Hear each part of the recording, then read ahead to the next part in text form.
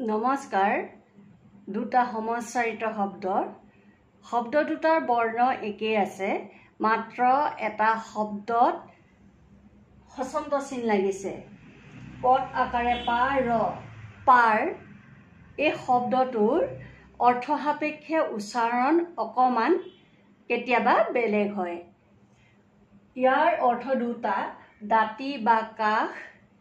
উদাহৰণস্বৰূপে, নাওখনেদি আমি নদী পাৰ পালোহি।